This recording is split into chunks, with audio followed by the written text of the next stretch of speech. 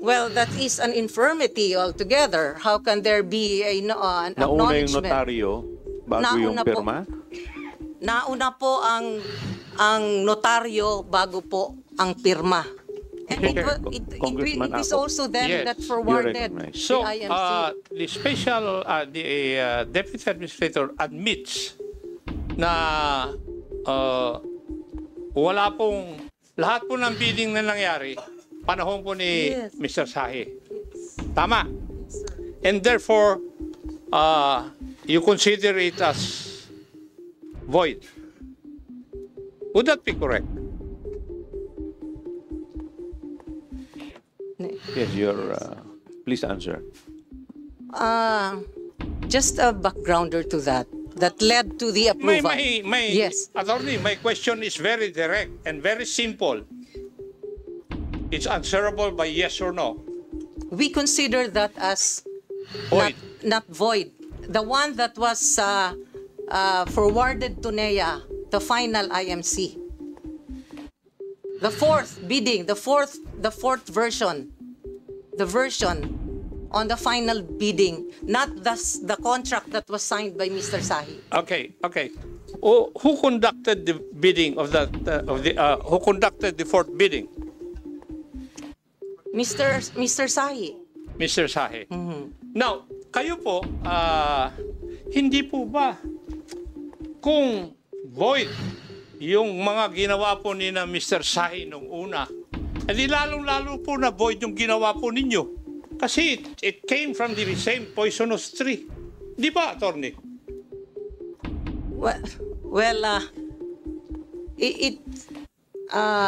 If you are Mr. to look Chairman, at it, I rest my case. Thank you. but let me explain Boy, because the yeah. final approval. Deputy The final Administrator. approval of the contract was made by the NEA Board of. That would be all, Mr. Chair, Your Honor. Mr. Chairman, Yes, Congressman Acop, you're recognized. with the indulgence of the Honorable Majority Leader, kasi nalilito na po ako sa kwan eh. Compared to the hearing last September 11, 2024, ako po yung naglabas ng mystery of two contracts eh. The Sahi and the Lapot contract. Now, I asked Mr. Sahi, ilan po bang bidding ang nangyari bago po kayo nagka-finalize ng investment management contract with Crown? Desco. Yes, Your Honor. The first bidding that was conducted was Early in 2018. April 20, 2018. That was the first bidding that was conducted. However, it was failure. Okay. So in between, we have July 2, 2018, and there are other date rather, which I failed to take note. However, it was on August 30 that we have made a final awarding because of the bid price that Crown bidded, which is more than our liability. Yun po yung third bidding. Or fourth? Fourth na ako. Last na ito, last. Fourth. Yes. And according to my reports, it was a controversial one. Would that be correct? Kasi pinadidelay. Yeah, that is yun na ang yung problema.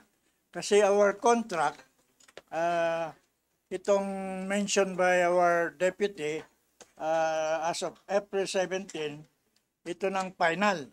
And then it was acknowledged through their letter signed by practically all committee of the NEA na we will proceed with the bidding, of which the Crown won the bidding. So here are the committee of the NEA. If I have to read their name. No, it's okay, Mr. Sahi, kasi hindi naman po yun ang point ko. ang point ko lang is that kayo po as president, ni-refuse ninyo na i-delay yung bidding na yon. Would that be correct also? Hindi ho na delay. Kaya nga ayaw ninyo na i-delay. Yes, ayaw namin i-delay. And because of that, did you come out with a resolution na i-dissolve yung ZAMCELCO Special Bids and Awards Committee? Yes, there was during the August 30, supposed to be the schedule for the final bidding, nawala yung mga committee, Yun po yung sinabi nyo yung nawala. nawala. Nawala. So what we did, we made a board resolution relinquishing our position as board and then appoint us SBAC just to accommodate the problem of solving this In other words, in-appoint ninyo yung mga sarili nyo para maging membro ng ZAMCELCO SBAC Yes. because wala po yung mga Wala. members Yes. doon sa kwan. Now, sinunod nyo po ba lahat proseso ng bidding? Yes. Pursuant to Republic Act 9184? Oh, we follow the proceeding. And therefore, because of that, you proclaimed Crown Desco as the winning bidder. Yes, we awarded to the DISCO. Now, dahil po sa ginawa ninyo, Mr. Sahi, yung NEA, dinisolve po kayo. Would that be correct? The dissolving was already sometimes October na yun. Eh kaya nga, pero ang rason bakit kayo dinisolve, Yeah. it was because of your Yes, of that, act of constituting yourselves as members of the SBAC, yes, which is not in accordance with the law. yes. Tama po ba? Tama ho. Yes. Now, so in other words, yung award ng kontrata doon po sa Crown Desco was done nung kayo pa ang nakaupo. Oo. You were not still deactivated. Yes. Kasi ang in the last hearing, hindi ko mapinpoint kung anong date nangyari yung lapot contract eh. And I think that was also the issue raised by the Honorable Majority Leader. Tama? Saka pakikinig ko po dun sa proseso natin kanina Yes, so, sa pagtatanong. Now, yung pagka-dissolve po sa inyo, nag-appoint ng NEA ng Board of Directors. yan na ho ang hindi namin alam. Oh, Because, kasasagot ni attorney kanina na it's composed of yung task force. If I remember it right. Di po ba, attorney? Yes. And may know, kung meron pong taga-Sambuanga doon sa inappoint ng NEA, Your Honor, yung lahat ng members ng Duterte Task Force were all general manager of the different cooperative, not taga-Sambuanga. That's why si Laput was assigned as manager and the rest were yung board. Not from Sambuanga. They're all GM from the different cooperative from Mindanao, Luzon and Visayas. Okay. Thank you. Pero yung kontrata nyo sa yung investment management contract with Crown Desco ay pinirmahan nyo po bago kayo na-deactivate. Yes. Okay. Now, that is now, Mr. Chair, the first contract, the Sahi contract, which according to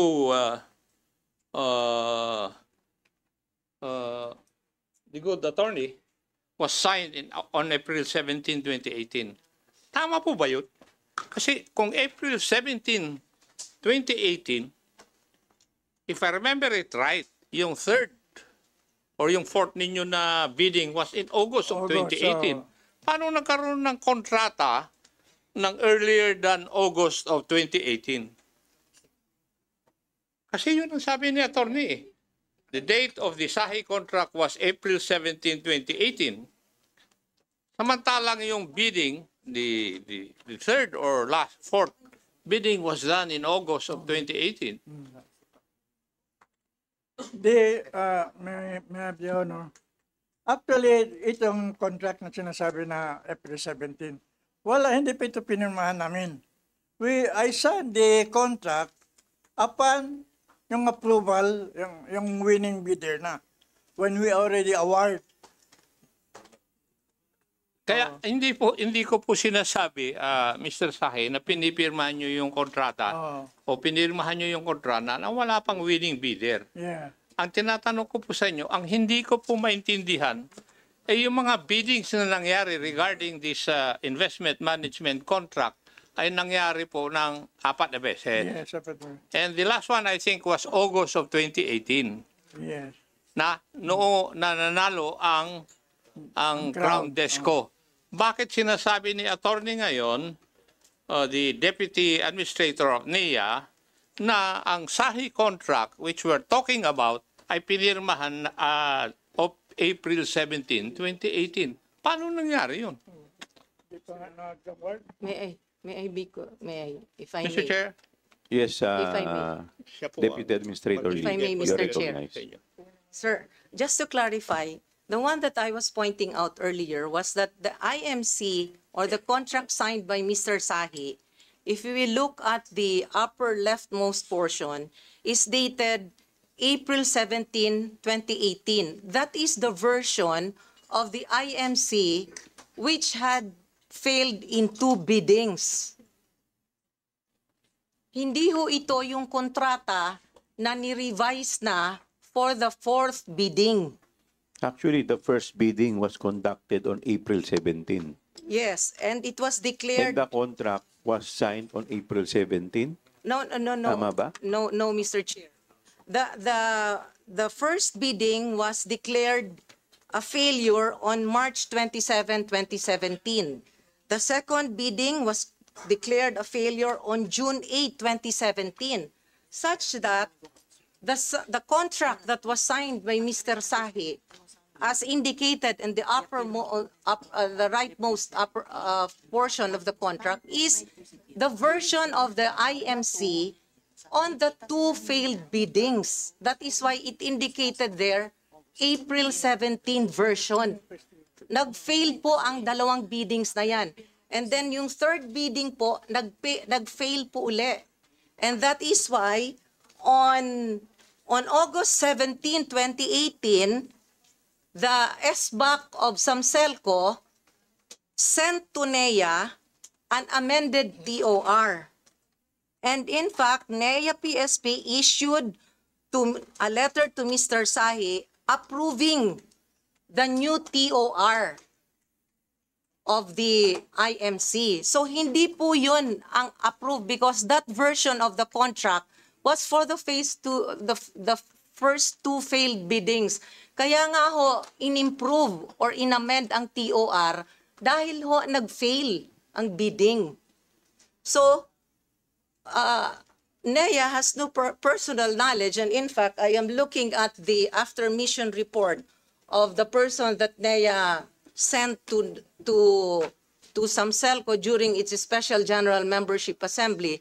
There is nothing in the report that indicates here, and I am relying on the after-mission report, that the contract was submitted or recited before the General Membership Assembly.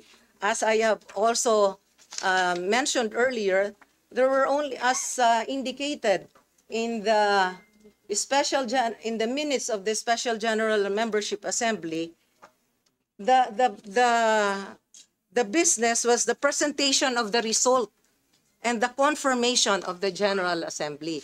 That is why we're trying to point it out. And as I have mentioned earlier, if you are to look into, again, the contract signed by Mr. Sahi, you will see that the parties there, the parties to the contract, had just been handwritten. And the acknowledgement, the acknowledgement or the notarization is dated August 28, 2018, while the parties, as can be seen in the contract, was signed on August 31, 2018. Well, that is an infirmity altogether. How can there be an Nauna yung acknowledgement? notaryo bago yung Nauna po. pirma? Nauna po ang notaryo bago po ang pirma. At sino po yung nakapirma? Si? And who are the parties to the contract? In fact, if you will still also notice it, the assembly was made on September 11. Who are the parties to the contract? It is Mr. Sahi. I thought the August 29 is Laput No, contract. no, that is the other. That is the other contract. That is the one that was approved by NEA and which already incorporated the amended TOR. If you will look at the contract signed by Mr. Laput, What date is that? Yes. You will look at the upper leftmost hand portion. August 29, 2018, IMC fourth round. This is the final bidding. So this is the contract that already incorporated the amended terms of reference. The one that was signed by Mr. Sahi was the version of the contract for the failed two biddings. Mr. Chair, Yes, please continue, Congressman Akop. Mr. Sahi had someone also sign the contract with him. Tama po.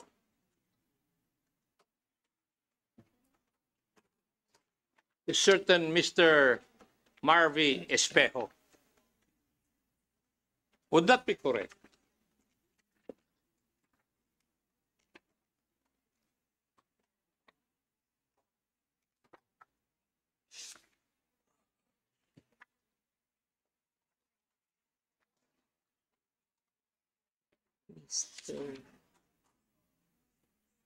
Yes. It would appear in the contract that the other signatory is Marvy Espejo. M. Espejo. Now, who signed the Lapot contract together with Mr. Lapot? It would be the same Marvy Espejo. Tama po ba?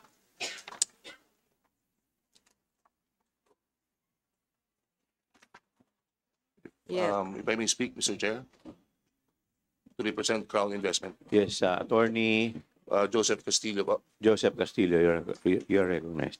Good morning. Mr. Chair, may I know if the good attorney would answer my question? Yes, sir. As representative of Mr. Marvy Espejo, I was also counsel of Crown at the time, so I'm also privy with the transactions. Okay, please continue. Sir, thank you for the opportunity. Good morning, Honorable Committee and Honorable Chairman. Your Honor, if you will note, the April 17, 2018 contract is an old version. We confirmed that this is an old version. But this was the one given to us at the time of the bid, when we bid for the contract. If Mr. you Chair, will note, Mr. Chair, Yes, Congressman could you Akop. please define, clarify old contract? Kasi we're speaking of first and second. We're not speaking of old and new contracts here. just to thank you, Mr. Chair, if I may respond. Yes, please continue. The timeline, as mentioned repeatedly by Danea, there were several biddings already. And we were informed of all those failures, and we knew that there was an old version of the contract, and this is the April one.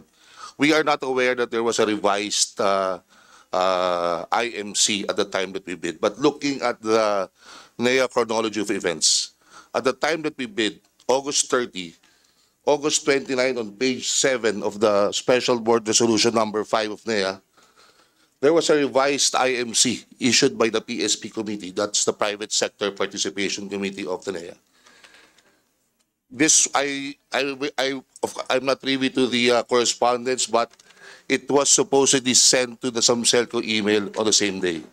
But I'm not aware if it was given to the board at the time that we bid on August 30, 9 a.m. So what we submitted, as you know, as part of the bids, you submit a signed contract of the IMC as part of your bid procedures. So we submitted an earlier version signed contract just to comply with the bid, that this is the contract that we are going to sign if we win the bid. So that is just part of the submission, Sir Honor. Now, when we won the bid, there was a change of leadership, as again confirmed by NEA. We were asked to sign this revised IMC when it was during the approval process of the NEA. And of course, at the time, it was a new leadership under Lapot and then under the task force. So, as a bidder, alam naman po natin lahat ng government procedures, these contracts are contracts of adhesion. Very difficult for us as a bidder to negotiate. If we didn't know at the time that noong August 29 pala may bago ng contract, and then it was presented to us by the NEA that this is the revised, please sign. Just to note ho, may comparison din po ng two contracts. And I believe it's unfair to say that it's disadvantageous because one significant change in the two contracts, the Putik property, which was valued at around 1.5 billion at the time, was removed as part of net cash if it was sold. So as you know, net cash is part of the remuneration that in IMC can recover. So that's a significant change from the version that we signed and the eventual final contract. Mr. Chairman, yes. Sige. No. Because before we get lost on the differences, earlier, para maintindihan, anong diferensya ng dalawang kontrata? Yung unang kontrata, merong CAPEX, Capital Expenditure. At yun ang sinasabi ng National Electrification Administration, kailangan ayusin ng Zamboanga City Electric Cooperative.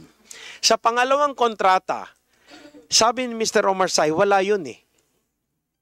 Kaya tayo nandito sa problema na hindi maayos-ayos, nalulugi yung Zamboanga City Electric Cooperative buwan-buwan, kasi disadvantageous nga eh. Sa pangalawang kontrata, nawala ng intention ayusin siya. Kasi sa first contract, kailangan ayusin yung technical. 'Di ba? Yun yung sa first hearing natin. May mga resource person tayo dito na nagsabi, kailangan ayusin ng Zamboanga City Electric Cooperative yung infrastructure niya. So sa first contract, nandun yung capital expenditure.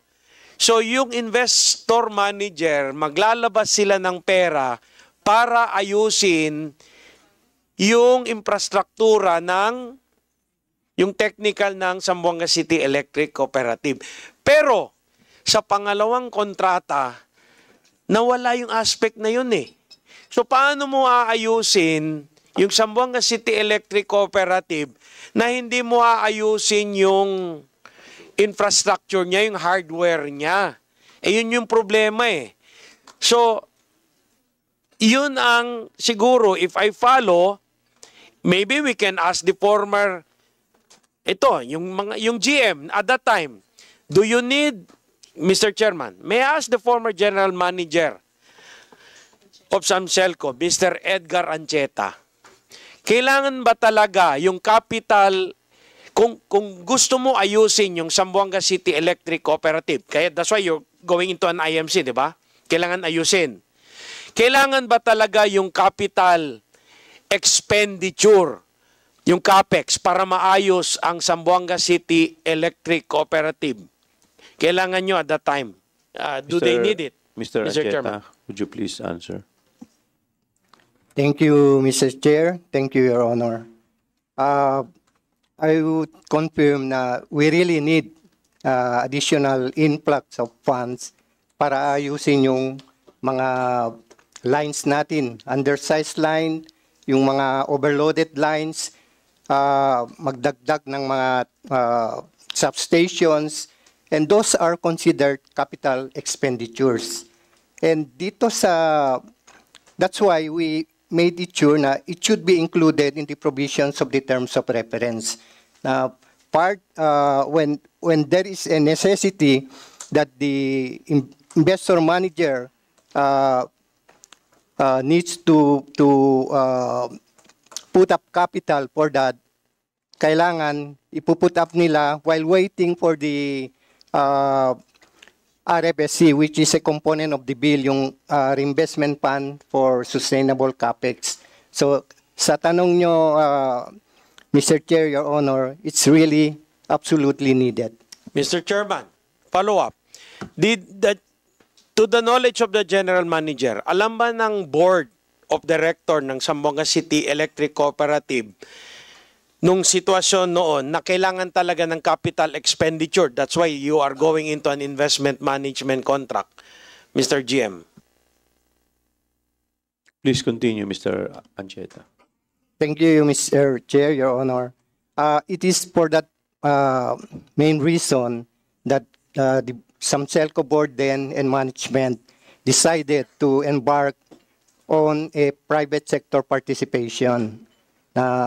We'll invite an investor manager to put up capital and invest on the capital expenditures aside from the other capital funds that we need, like paying for the ballooning obligations, financial obligations that the cooperative was having at that time, Your Honor. Thank you. Okay, Mr. Chairman, para malaman ko lang, can the former president and other members of the board confirm that at that time when you are doing this contract, itong bidding na to para magka-contract, na alam nyo may problema yung Zamboanga City Electric Cooperative sa technical at kailangan ayusin yung mga linya at kailangan ng capital expenditure?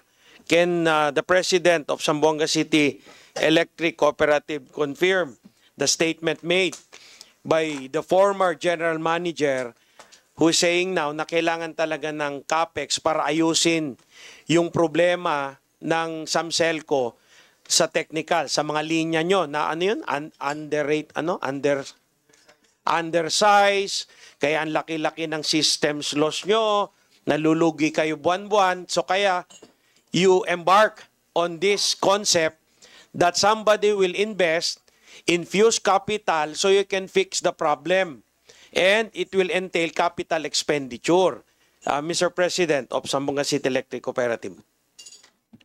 Mr. Omar Sahi. Thank you, Your Honor.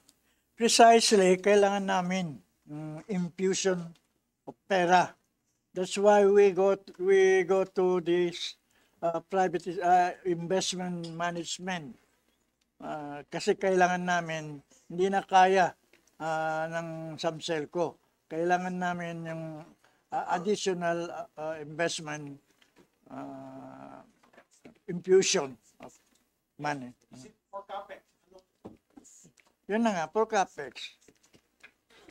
So, Mr. Chairman, may also we hear from the board secretary, what was your concept at that time? Why you would need additional funds?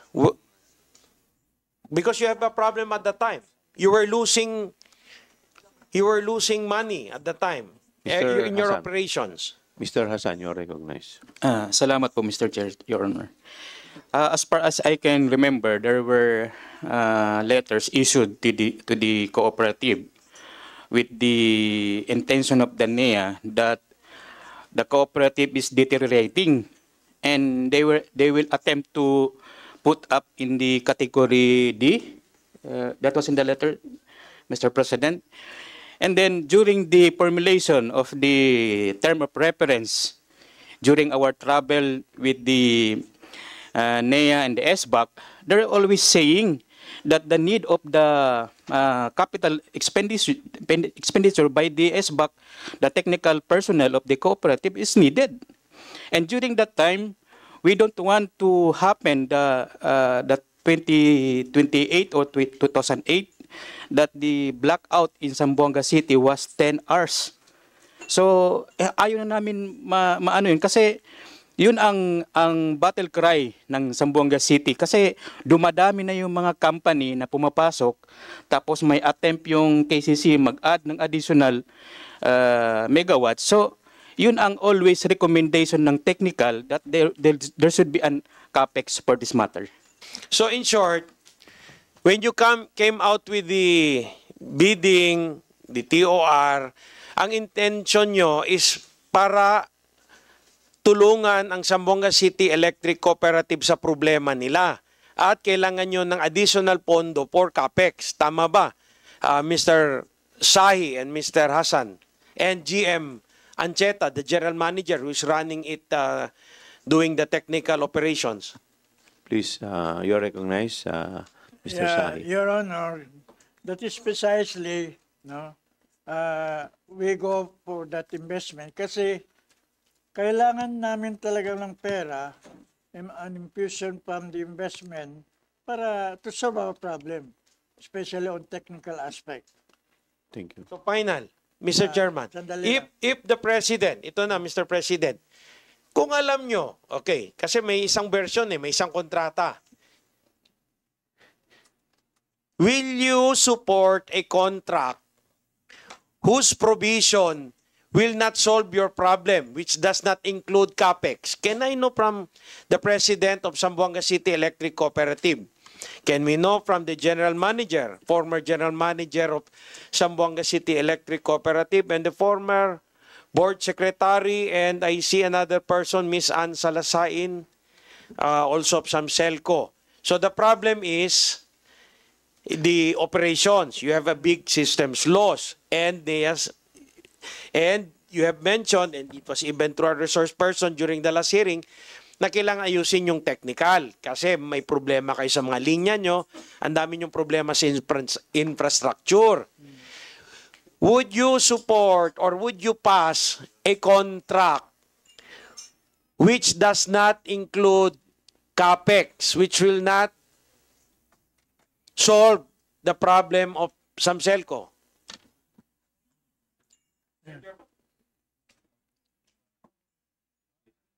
Mr. Sahi, you're recognized. Your Honor, that is precisely why we incorporate in the contract yung infusion ng investor dahil yung problema namin on financial aspect. Kaya nandoon sa one of the provisions ng contract that we formulated. So in short, doon sa pangalawang kontrata na lumabas, nawala na yung hinahanap nyong sagot sa problema. Ha, Mr. President? Tama po, sir. Okay, thank you, Mr. Chairman. Mr. Chairman, gusto ko lang pong tanungin si Deputy Administrator Lee. Ma'am, sino po yung nag-amyenda ng TOR? Who prepared the amended TOR? The amended TOR was prepared by the SBAC of Samselco. And it was just... Hindi po ba kayo ang... No, it is not NAIA. In fact... So, sino po yung SBAC na yun? Sino ba ang Ng composition Samselco? Is it the former... under the leadership of Mr. Sahi? Yes, it was under the presidency then of Mr. Omar Sahi. And, So are you telling us na sila yung nagtanggal nung parang nalito na ako. Yes, in fact, sir, truthfully, it was the board of directors of Samselco which dissolved the SBAC through a board resolution. Huh? It were them. Wait. Yes, It were them. Mr. Chair, Yes, Congressman. that was part of my interpellation a while ago. Yes. That the board of Mr. Sahi dissolved the SBAC. If I may And read. Yeah. in its place, nag-create po ng bagong board kasi as answered by the Deputy Administrator of NAIA, Attorney Lee, na galing po sa Task Force Zamboanga City Electric One. Di po ba? Yun po ang sagot nyo kanina eh. So, sila po ang gumawa na nung I presume na sila na po ang gumawa nung lapot contract. Would that be a correct assumption? Mr. Sahi, could you please answer the question of Congressman Ako? Para naguluhan na ako. Paano yung sir? Kindly. Hindi po ba na-dissolve kayo? Undeserved, yes. Nag-put up ng NEA ng panibagong board of directors. Yes. Sabi nyo kanina, galing sa mga heads ng mga cooperative, Yes, if I remember it right. Tama po. tama. Si Mr. Lapot po ang isa doon. Yes. Yes. So, ibig sabihin, yung Lapot contract nangyari nung time na wala na po kayo, dissolve na po kayo, at yung Lapot board ang nandyan. Tama po. Tama. At sila rin ang nagbago noong terms of reference from the original term of reference na kayo po ang gumawa. Tama ho. Kasi it's very clear, yung kontrata na signed by Laput differs from our contract that we formulated. A joint force by the NEA and Samselco. Be that as it may, Mr. Chair, para I would earn my keep, nagkaroon po ba ng panibagong bidding? Yung pagkatapos namin, wala na. In fact, we question yung bagong kontrata na hindi dumaan sa General Assembly. It was not presented to the member consumer ng Samselco. Opo. And that is, I think, a violation. Now, NEA, yun po bang, do you agree na wala pong nangyaring bidding na nag-award po dun kay Crown Desco? If I may respond to that. Sagutin lang po Please ninyo yung tanong po. answer. There was a bidding. But if I may be allowed to clarify, Mr. Chair. Please. On August 30, 2018, the copy of the IM contract was officially forwarded to NEA. A copy, the final draft, that was still under the presidency of Mr. Omar Sahi. And it was also on August final 30, draft. 2018, Sir, ma'am, that ma'am, Samselco ma'am. board, The final draft, meaning Yes. the amended TOR. yes, the amended TOR, The one that was signed by Mr. Lapot. Lapot. So it came from, Because Mr. Lapot came in only after the conclusion of the bidding. They came in only after the conclusion of the bidding because it is very clear from the office memo issued by NEA that the present board will remain to just finish the IMC. And Congressman it is Ako. also them Yes. that You're forwarded recognized. So, the IMC. the special, the Deputy Administrator admits na wala pong, lahat po ng bidding na nangyari, panahon po ni Yes. Mr. Sahi. Tama? Yes, sir. And therefore, you consider it as void. Would that be correct? yes, your, please answer. Just a backgrounder to that led to the approval. Yes. Attorney, my question is very direct and very simple. It's answerable by yes or no. We consider that as Void. not void. The one that was forwarded to NEA, the final IMC. The fourth bidding, the fourth version, the version on the final bidding, not the contract that was signed by Mr. Sahi. Okay. Who conducted the bidding of that? Who conducted the fourth bidding? Mr. Sahi. Mr. Sahi. Now, kayo po, hindi po ba kung void yung mga ginawa po ni na Mr. Sahi nung una, edi lalong-lalo po na void yung ginawa po ninyo. Kasi it came from the same poisonous tree. Di ba, Attorney? Well,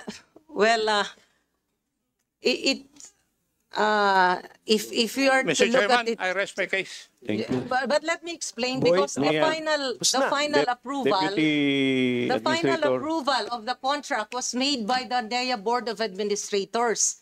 And it was them who considered that despite the illegal action of the Samselco Board who constituted themselves as SBAC, the affirmation or the approval of the AGMA was taken into greater weight as Samselco then needed the investment management contract. Okay. Anyway, Mr. Chairman, I think there's a...